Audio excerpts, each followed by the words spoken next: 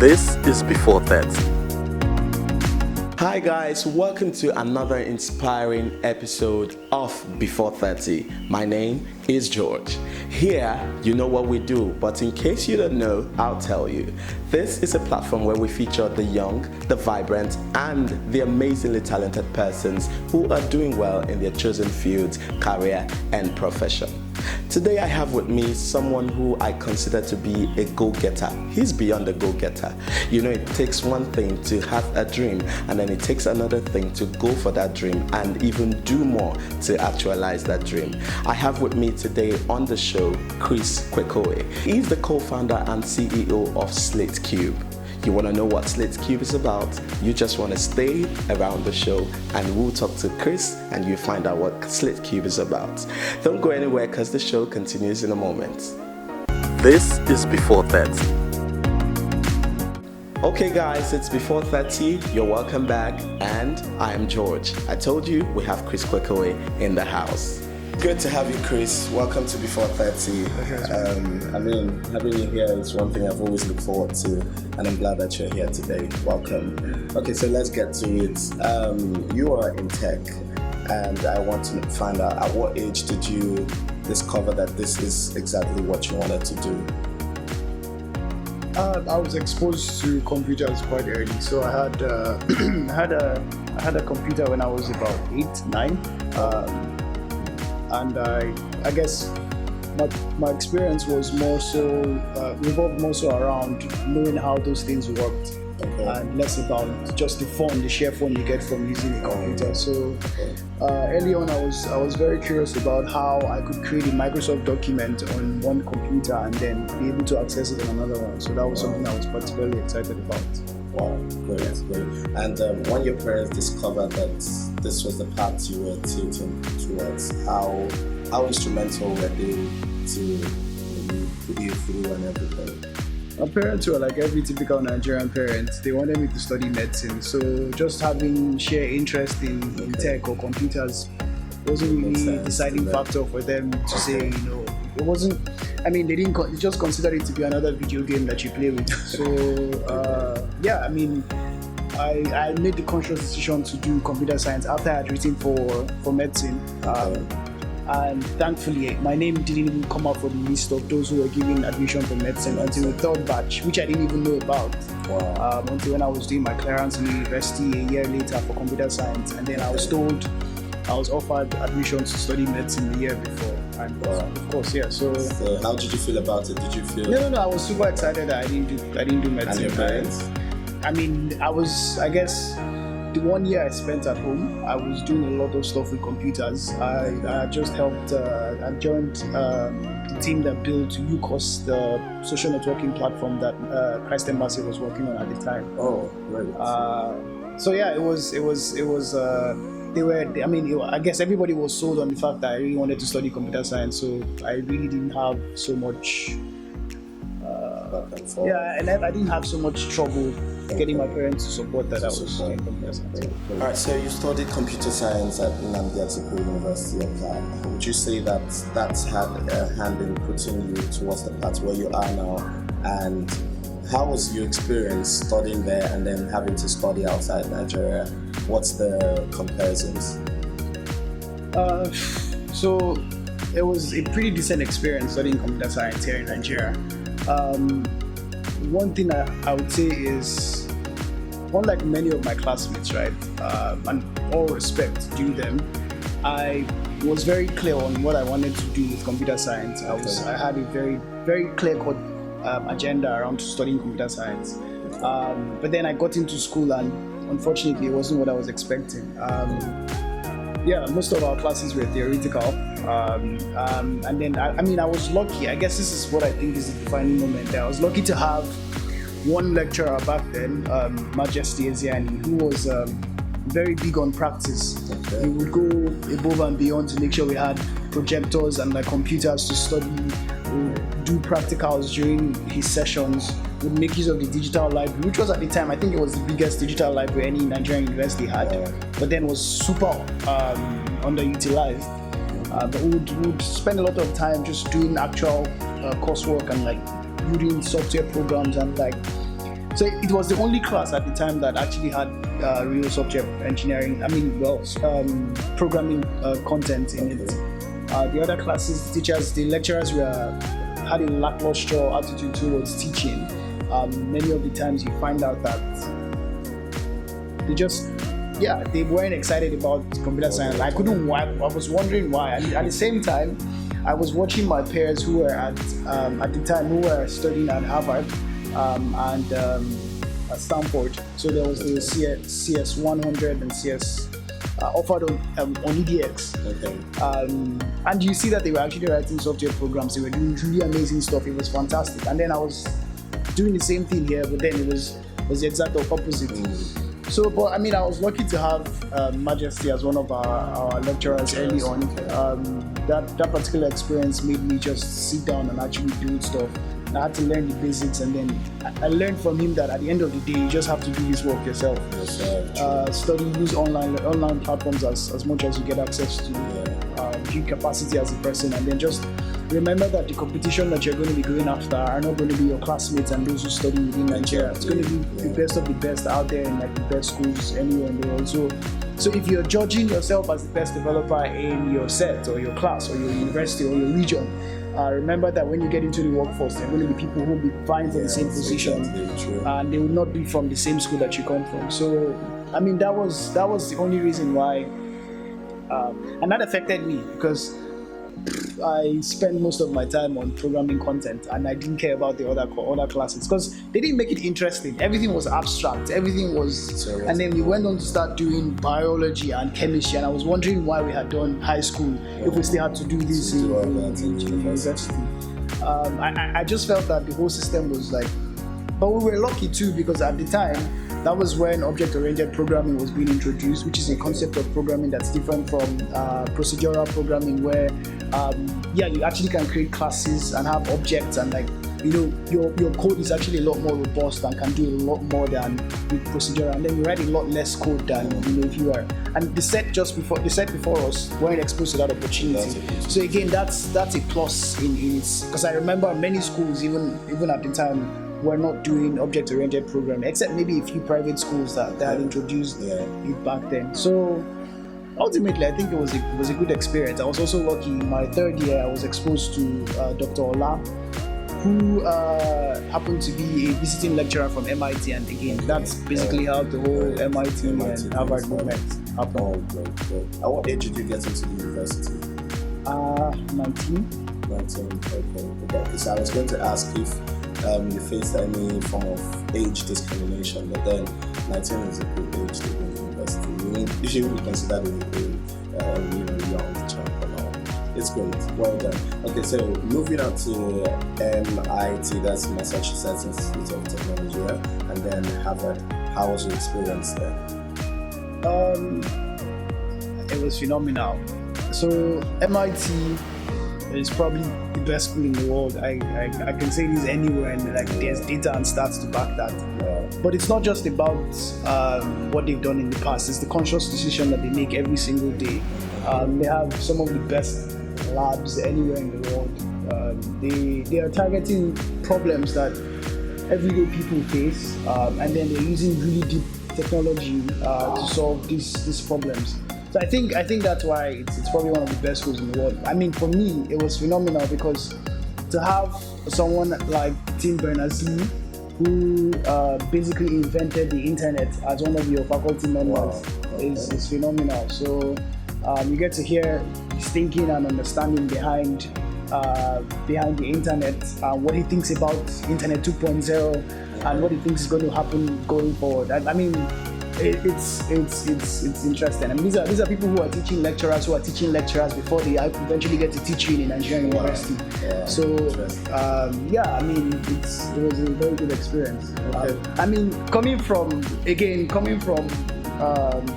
having studied here in Nigeria before having the experience of going to MIT. One funny experience I actually had was we had class. Our first week at MIT was doing a course on global entrepreneurship and business. And I was saying to one or two other Nigerians who was also studying at the time there, and I mean, I don't know where this came from, and I was like, hey, we need to go back and make sure we have our clothes ironed because we have classes for most of this week, and we're not going to have, we have back-to-back classes, and we're not going to have time to figure out, ironing our clothes because of power. And then I realized, there's no power issues in the US. So those kinds of experience where here in Nigeria you're dealing with everything from like bad roads if you have to drive, or like crazy traffic that you have to deal with, or everything from even your lecturers just consciously deciding to frustrate you as a person just because they feel like you're very keen on learning and you want to learn, you want to ask questions, you want to get involved with their classes, you want to do more, you want to take up more coursework. In the US, everybody encourages you to be the very best version of yourself. I mean, at least in the educational space and the academic space, it's like, and you get to see people who, if you think that you're doing fantastic, there's someone who's doing 20 times better than what you're doing. And then there's that person who's also keen to help you build capacity as a person. But here, it's like, I mean, you have good cases of this happening. Good to have an experience of the Nigerian educational system, so that when you're exposed to something that's a lot more structured, a lot more progressive in terms of their approach to learning, then you get to see the best value in it. Okay, great. Well done. So you started your first company, Microbold, at the age of 19. Yeah, tell us, how did you come about Microbold? So Microbold was started by myself and one of my younger brothers, Emerald, to help small businesses get access to really good technology solutions that can help them get visibility. And it was because while we were working on like building tech skills, because I did introduce my younger brother to tech, we wanted to buy food this one time, and it was hard for us to find like really good restaurants that you could get other stuff from online. And then there was one just down the road that had really, really good food at a very decent price. So we felt, I mean, this is good service, but then nobody really knows about this brand or this small business here. So, I mean, that was basically what made us think around starting a business, starting Microbold. Eventually, unfortunately, it ended up being a company that was providing good services to also, big companies as well. So, but ultimately, that's how and it's still in existence. We had to shut down Microbold to focus on Slate Q. Okay, we'll still come to Slate Q. All right, so you once turned down a job offer from Microsoft. What informed the decision? Because, I read about that and I'm like, for real? Who does that? But then I know you had your reasons. So what informed the decision, and how was your family about this? How did they take it? First of all, anybody can turn down any job offer. If a Microsoft reaches out to you, it means that you're good enough to work for Microsoft or any kind of company. I think ultimately I felt then, one, I was young. Secondly, I felt that, I wanted to do other things with my time. I was building the skill sets. I knew what these companies wanted in terms of like tech skills. And if I was going to try something I felt very passionate about, and then of course use tech to solve actual problems that I could relate to. If it didn't work, then I could go find a job somewhere. So that was basically the rationale, and that's the same explanation I gave family members. Microsoft is not the only one. There's a bunch of other companies. Like every year and every quarter, I get these job offers from firms to do one thing or the other. I don't really see it as. Microsoft is a great company, by the way. Starting from when I was introduced to technology back in when I was 8, I always loved Microsoft. I always look forward to Bill Gates. Interestingly, I met Bill in Durban. We were on the same TV show where I had to ask him certain questions and he responded. I love Microsoft, and it's interesting to see how the company is going. And maybe one day I would like to consider doing something there. But at the time, I wanted to focus on see what it was like. It was less about building my own company. It was just more about leveraging the tech skills I had acquired to solve the problem. If it became a company, fine. If some company somewhere said we love the technology and we want to adapt it or buy it or whatever, then fine. Now we love the idea of building a company, and because everybody on the team is passionate about what we're trying to build. I have some people on the team who I have never met before. in person. So yeah, it's something I'm excited about. Great, well done. And there's not been any form of regret whatsoever? No, none whatsoever. I mean, sometimes you think about the fact that you probably you'd have maybe more money now if you were working for Microsoft, but then the freedom, the shared network I've been able to build, and the impact, and then the social impact that Slate Cube has created as a brand. That's something I think is phenomenal. And yeah, okay. I mean, of course, we are also moving towards the path where, not just myself, but people in the company can actually earn just as well as if they were working for a Microsoft or any of these other companies. So. Okay, so let's come to Slate Cube.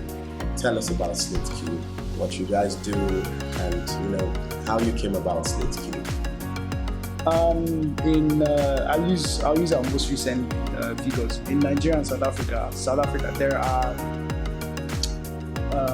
about 2.4 million job openings targeting junior talents every year that are never filled. So what it means is it's not. The unemployment that we have currently is not because there are no jobs, it's just because people don't have the skill sets for these job roles.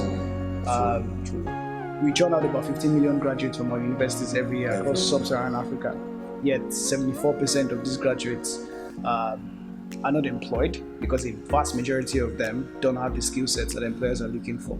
I mean, we keep saying this, that there's a huge disparity between what you learn in school and what employers are looking for. Exactly. So Slate Cube was designed to bridge that gap, and now we are introducing really smart technology to do it. So we have two services. One is Slate Cube Accelerate, which is a digital platform that helps junior talents get upskilled, with job relevant skill sets. Takes a good understanding of their personality type, and matches them to companies who need that personality type and that skill set for specific roles in the organization. Workforce, on the other hand, is an AI-powered system that helps companies define the ideal candidate for the job roles they're looking for, and then finds candidates that match the skill sets, requirements, the personality type, and how those things match the company's culture. And then, of course, it helps them do a whole bunch of assessments based on these three different factors: your skill sets, your personality type, how well you match the company's culture. So that's pretty much what Slate Cube is about. Wow. Okay. So, how did the name come about, Slate Cube? I'm trying to picture it, but nothing is coming. How did you come about the name? What inspired the name Slate Cube? Nothing interesting. Our parents' parents studied with slates back then in school. So slate is symbolic for education for us, and then cube is just our misguided thought that a cube was four-sided. So we think that education should have a four-sided approach. That is learning, practice, actually building something, and then it should end up with impact. So like getting a job or creating social impact, and that's really why we said Slate Cube. We would have said Slate 4, but that would be stupid a name to give anything. So yeah, that's how we came about the name Slate Cube. In case you don't know what a slate is, I think it's a black. I don't know. Yeah, I saw a picture of it. I never used it though. Black board with a chalk. I've seen pictures on the internet with kids with slates. They go to school with it. That's what slate is, in case you don't know. Yeah. Okay. All right. So, what has been the acceptance of the services that Slate Cube offer? What's the acceptance like in Nigeria and outside Nigeria? It's been quite interesting. There's been a lot of learning on our part, just finding the best pricing model for Nigerian learners. I think that's been the hardest one. Now we think we have a grip around how best to do that. Just making sure that our mobile service is fantastic, because I think we offer the best service when it comes to desktop and laptop learning.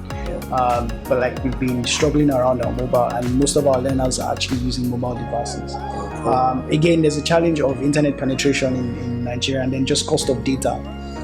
That also affects the results that we're looking for. But now we've revamped the entire service. Okay. We've also onboarded over 400,000 new courses on our platform that are teaching skill sets from everything from machine learning to data science to financial modeling to digital marketing, a whole bunch, even photography for beginners as well, and a whole bunch of skill sets are being taught on our platform. anger management, like your soft skills, your hard skills. So we see an increase in the usage in Nigeria, but so far our biggest success has been in South Africa, which is a market we only entered last month. Wow. Prior to entering South Africa, we've had Nigeria and South Africa has been the highest user, where we've had the highest usage. But we've had visit from all over Africa. We've had the US. In short, if you do a ranking of the top 10 top 10 countries where we have users from, you have Nigeria, you have Ghana, you have Nigeria, South Africa, you have Ghana, you have the US, you have the UK, you have even China. Wow. So it's interesting to see. Of course, our service is purely targeting students in developing countries, starting with those in Sub Saharan Africa, and then looking to scale beyond that. We currently have two focus right now, or two focus countries, which is of course Nigeria and South Africa. With the World Bank, we're looking to scale to some West African countries, and then so that's something that's quite interesting for us. Really, really interesting. Well done. And what's your staff strength? Like the team members, how would you rate your team members? The overall staff, the number of staff we have currently. In Nigeria, we have about 12 full-time staff. We have about 86 part-time. In South Africa, we have a team of about 8 in South Africa, but we are on a big hiring drive right now. We're hiring for some senior roles as well as some mid-level, entry-level roles. We're hiring across sectors, so we're hiring finance people, we're hiring ops people, we're hiring account managers, we're hiring, we're even hiring engineers as well. Most of our hiring for entry-level / mid-level roles, we hire through SlateCube, because again, you can't be preaching a solution that you're not using. So we use the SlateCube workforce platform to hire. But that's where we are in terms of staff strength. So you have a passion to, let's say, eradicate or bring down the level of unemployment in Nigeria and, of course, the Sub-Saharan Africa. And you're doing that through SlateCube. That's wonderful. But then I know that there are challenges that you have faced or maybe currently facing running your business here in Nigeria. What are some of those challenges, even outside? What are some of the challenges that you probably have faced or you're currently facing running your business? One of them is internet access. Like, students suffer a lot because, like, in your universities where you should have access to internet connectivity, it's a huge challenge. And then cost of data is also quite expensive. I mean, it's less expensive here, but in South Africa, it's insanely high. It's so expensive. And that in itself is a challenge because people who we're targeting don't earn incomes or don't have so much money. And they only pay for the things that they consider to be necessities. So we've been really researching around how to offer this service. We found a way to do this where we offer our service entirely offline, and then it syncs to the internet whenever you connect. We have internet connectivity. That's one way we are solving that problem. But ideally, if we had if our connectivities were quite high, then our user base would be high. Our course completion rates would also be very high, and our job placements rate would also go high as well. Another thing is just share government policies. In South Africa, it's interesting to see that there are certain policies that support businesses to hire junior talent. Here in Nigeria, it's not so much the case. Government should be doing a lot to bring in like tax incentives to hire. I mean, for companies when they hire entry-level talent or talent straight out of university or talents with just matric, what you call your JAMB and your WAEC. I think that's something that so long as they do have the skills and can hit the ground running when they join your organization, you should be able to hire them, and government should give tax rebates and all whatnot around. I mean, for companies who do that. So government policies should actually be improved to support businesses and encourage the hiring processes to involve entry-level talents. That's pretty much what I think the major challenges are. So talking about and of course power. I mean, it's like a regular. So I was going to ask you what you think the government can do to support small-scale business. But I think you've almost rounded it off. Yeah. No pies and issues. So still on Slate Cube, what's your clientele base? Can you tell us some of the clients that you have on Slate Cube? Sure. We've dealt with a bunch of government agencies. We've worked with private sector organizations and NPOs as well. Okay. In Nigeria, our focus really has just been around upskilling talents more so than placing them into jobs, because there's that huge gap. We've worked with small startups as well here, hiring tech talents and all of that. We are currently working on a partnership with the Lagos State Employment Trust Fund to upskill quite a number of Lagos-based talents to build job-relevant skill sets across software engineering, data science, and get them placed into some partner organizations that we're working with. We're also doing stuff with Max at NG. We're doing and a whole bunch of others that I'm not privy to give you that information now because we're trying to sign something. Until that has happened, I can't share. But in SA, I could give you names. We're doing Weber Wenzel, which is probably one of the largest law firms on the continent. We're doing Africa Tecon, which is again one of the biggest NPOs, what you call NGOs, upskilling about 600 talents, and for a deal that's pretty significant. I mean, it runs into a pretty decent pretty decent amount of money. So I think overall we're on track in terms of our clientele, we're on track in terms of our revenue. And your platform is open to anybody? It is open to anybody, but preferably people who are looking for entry-level / mid-level roles. Okay. Yeah. That's great. Okay, so you've won lots of awards, you've received recognitions and all that all over the world. I know about the Antisha Prize, and also the Future Award. You won that last year for technology in Nigeria. Can you tell me about some other awards that you have won, and then some that you're looking forward to winning that you haven't gotten but you're looking forward to?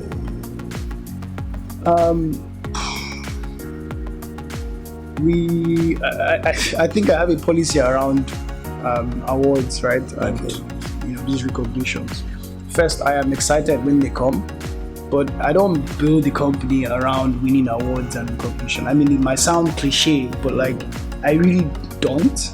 I'd rather just go ahead and do good work, justify the spendings, justify the investments of investors, and then also meet the promise that we have given our clients.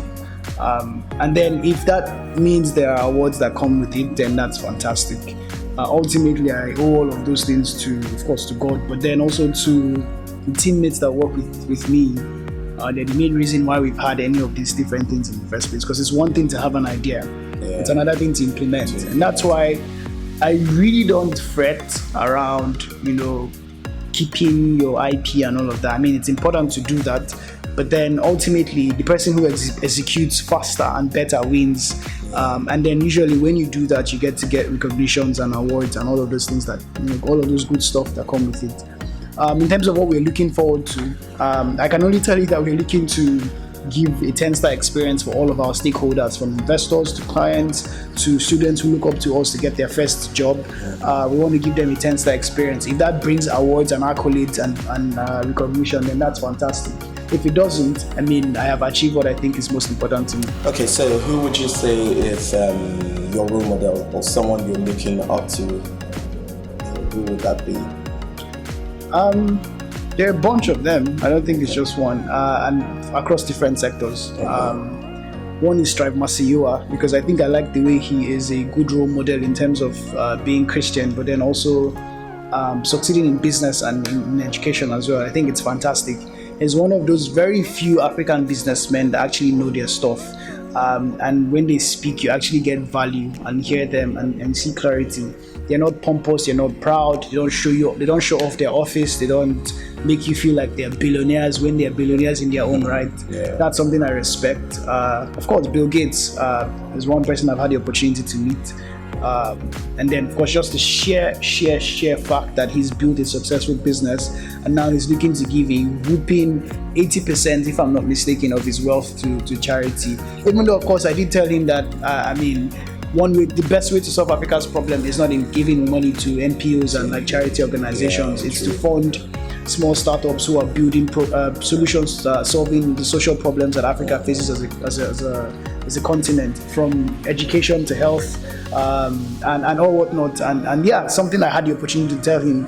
And then I have Elon Musk. He's just crazy, and crazy is good when you're trying to build something in tech. Yeah, true. I have Mark Zuckerberg. I love the fact that he started early. He's everything that I think any young entrepreneur should be looking forward to in terms of building a scalable business. Of course, he has his flaws and mistakes and all of that, but don't we all?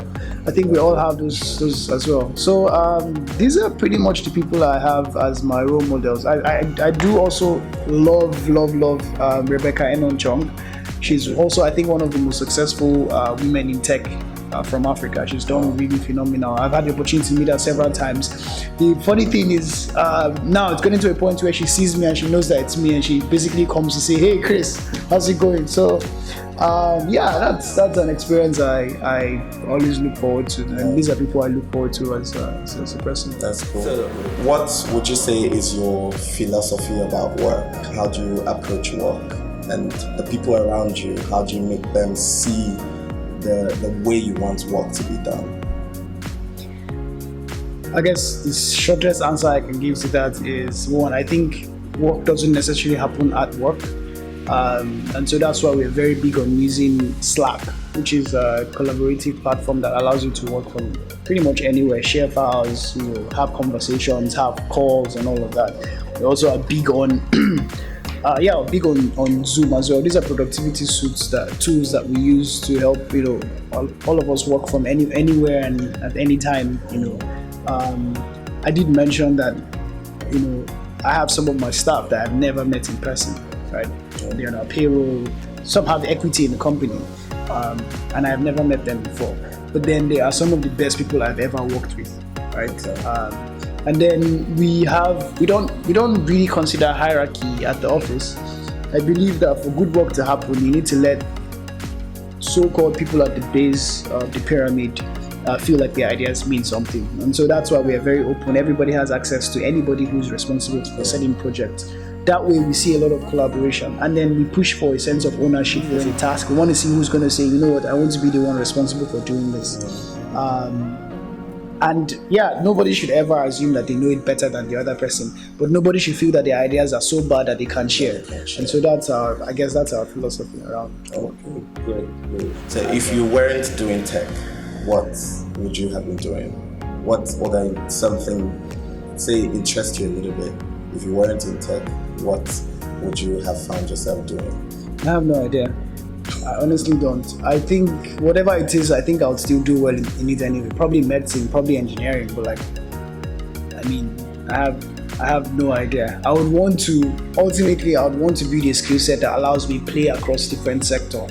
And right now it's all tech. So I think if I had started doing anything, if I had studied medicine, I probably want to move into tech and see how I can use that to, but I really don't know. I've had that question asked me several times. My answer is the same. I have no idea. If you ask me if I wasn't doing Snake Cube, what else will I be doing? Then I can tell you other things I probably would be doing. But then they will all be based around tech. Like I've thought about using tech to create a system that allows you, and this is something I've put up before. If you have the time and chance to do it, then go ahead and do it. But like I've thought about an idea that allows you design your next outfit from a mobile app where you can actually pick together different items, design what the clothes looks like, your shirt, the trouser, the pants of course, and shirts, the shoes you want to wear, and then basically make a demand for that to be sourced out to you.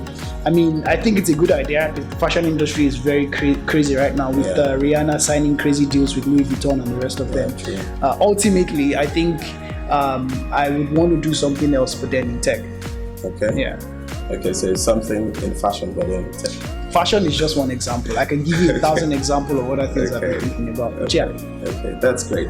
Okay, we've been talking to Chris Kwekowe. He is the CEO, co-founder of Snake Cube.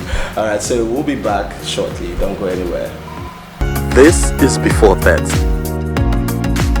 What's a typical Chris Kwekowe's day like? Yeah, so I wake up in the morning as early as 6:20 every day, for the most part.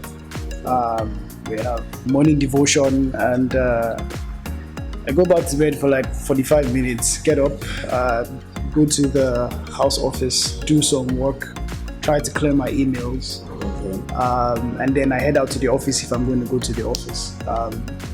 And then I have meetings scheduled, I have projects I'm working on, I have calls I have to deal with pretty much every day.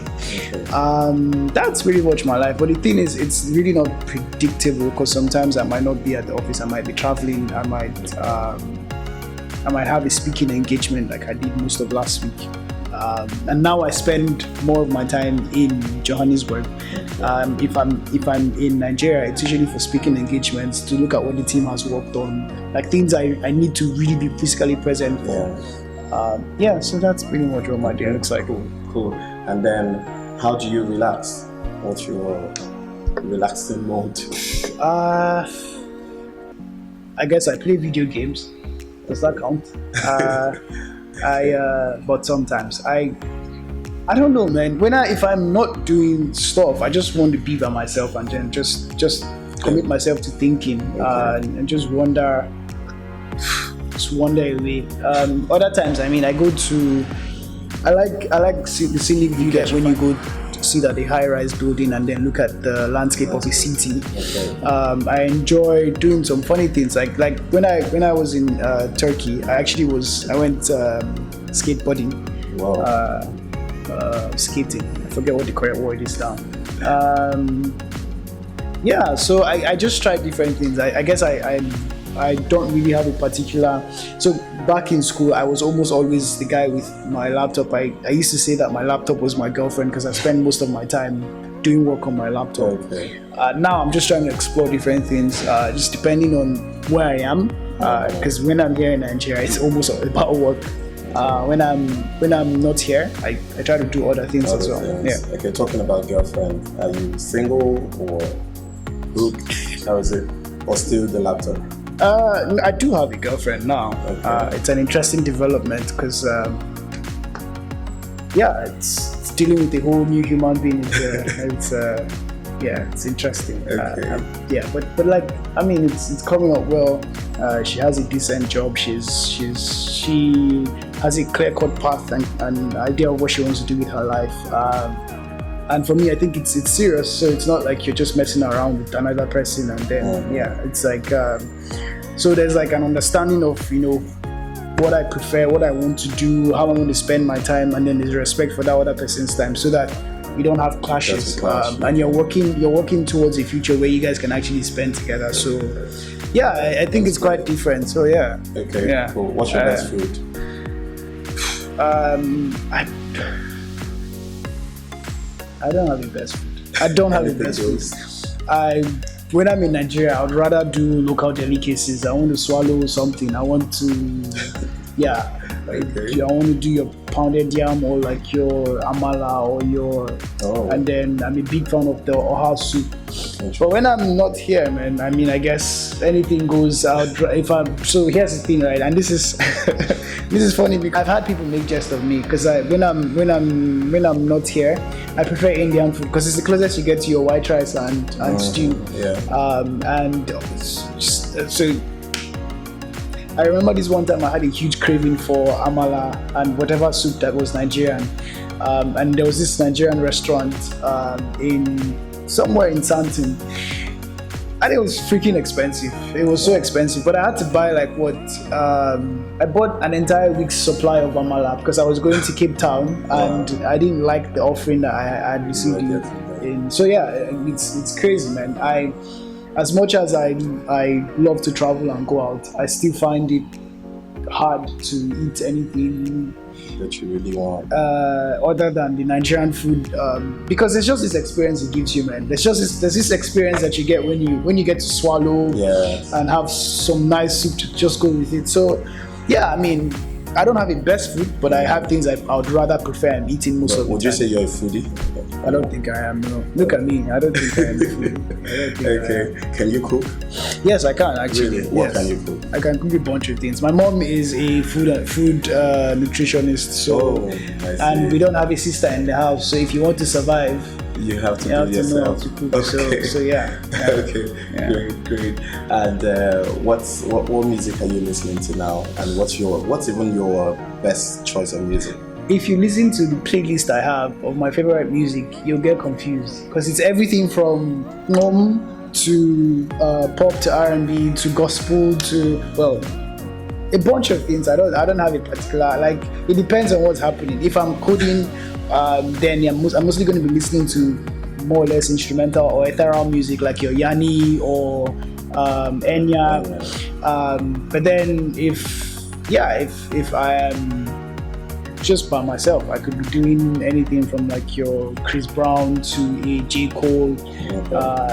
And then if I'm feeling spiritual, I could be listening to Jesus Culture or so it's like it's a blend. Ultimately, I try to make sure that it's all good music. It's music that gets you to relax. It's music that gets you to contemplate what life really is and the value that you bring into it. So, okay. Are you a movie fan? Yeah, I go see movies from time to time. I think. What's your kind of movie? I used to hate Nigerian movies until AY's comedy movies came out. But then the thing is, it's unfortunate to think that the only reason why I like to watch an AY movie isn't to learn something, it's just to laugh. I think they're really good at it. And then now, the quality of our movies are getting really, really good. Think about your Wedding Party, think about your Lionheart. These are fantastic movies, but ultimately, of course, I'm a huge Hollywood fan. I prefer things from like sci-fi to thrillers to action movies and a blend of all these three. I don't really like comedy. I don't really like drama. But I sometimes love to watch Tyler Perry movies. So true. Okay, can you sing? I don't know. The reason is for everyone who likes Tyler Perry movies, you just find somewhere around them to be. I used to be in the choir, if that counts for anything. So I some people say I can sing. I'm not going to sing on this show, but I don't know. Okay, that's the best answer I can give you. Okay, how about if I ask you to sing? No. I'm not about to disgrace my family name here. Okay. So, what's your dream car? Like, if you were going to get a car now, what car would it be? If I was going to get a car, it wouldn't be my car. It would be my girlfriend's car because her dream car is a freaking Aston Martin. Okay. And that shit is expensive. So I have to think of how I can get that first before I can worry about. But I've always loved Tesla. So for me, it would be an electric car. It would be a Tesla. Whatever the model that makes sense at the time is, that's what I think I'll probably get. Whatever dream car I have, our roads in Nigeria cannot accommodate them now. So I can do well with like, what's it called? G-Wagon. I don't like G-Wagon. I think, I don't like how it looks. I understand the social status that's attached to a G-Wagon, but it's freaking ugly. I don't like it. I know, right? I don't like a G-Wagon. What's wrong with looking at a nice looking Tesla Model S or a nice looking? Some cars I think are worth the time than a G-Wagon. I love the fact that it's Mercedes-Benz. I love the Benz. I love the C-Series. The C-Class and all of those things. But like a G-Wagon, no thank you. Okay. All right. We've almost come to the end of this. But then I wanted to find out, you are 26 now, yeah? I think. Okay. And then say in about 4 years you'll be 30. And this is before 30. The aim of this program is actually to, inspire the young persons out there through your story. Okay, so by the time you're 30, I don't know what would be going through your mind, but what is it that you are looking out to have achieved by the time you're 30? Hopefully get married. That's a big one on my mom's mind. So let's just get that one out there. I want to be doing decent revenue in the millions of dollars so that my investors can feel that this is a decent investment. But then most importantly, we had a target to do nearly 1 million placements by in the next 4 years. So we're looking to have helped about 1 million people get placed into jobs, serving about, I think, 10 to 20,000 companies in the process. So that's something that's really big on my mind. And man, the pressure of just adding a new year to your life is like you're getting closer to that place, and you're asking yourself if you're on the right path. But I think we're bringing in a lot more stakeholders, a lot more partners are coming on board, and it's looking like it's going to be possible. So these are the things I'm looking forward to. Okay, let me add this. Do you think that you're fulfilling purpose at this point? What do you think? I think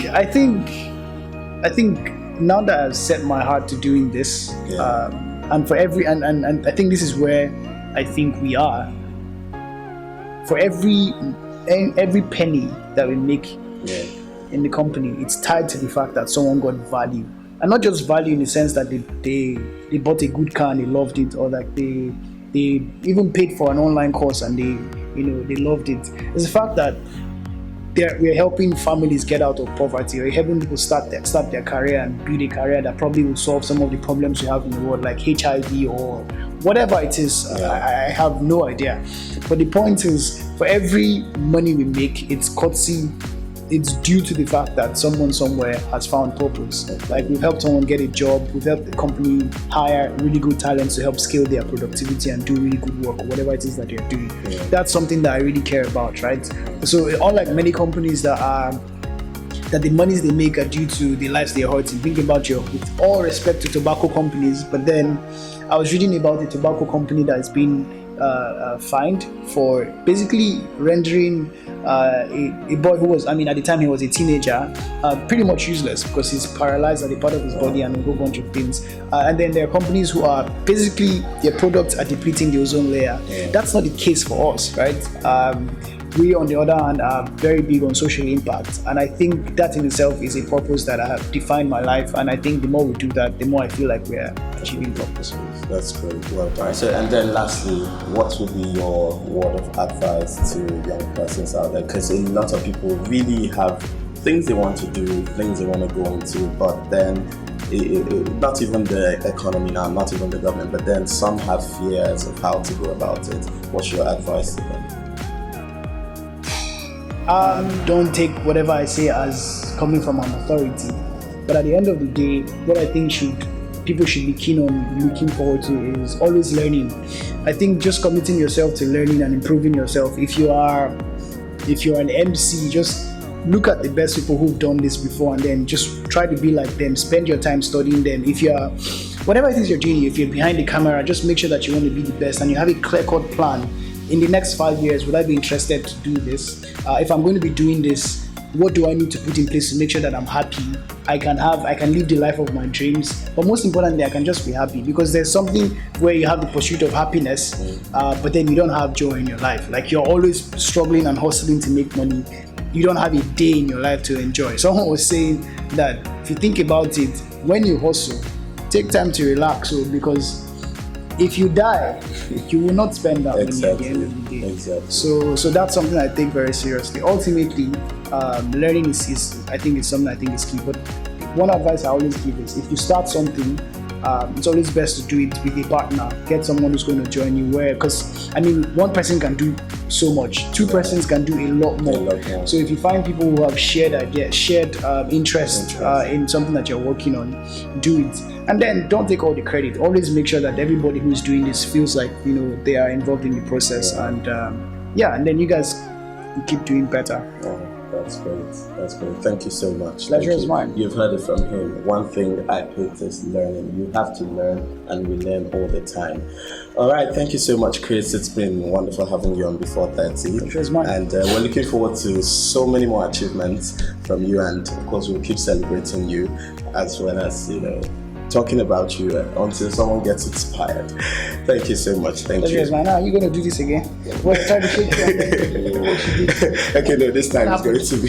This time it's real. It's real. Pleasure is mine. Thank you very much for having me. Thank you.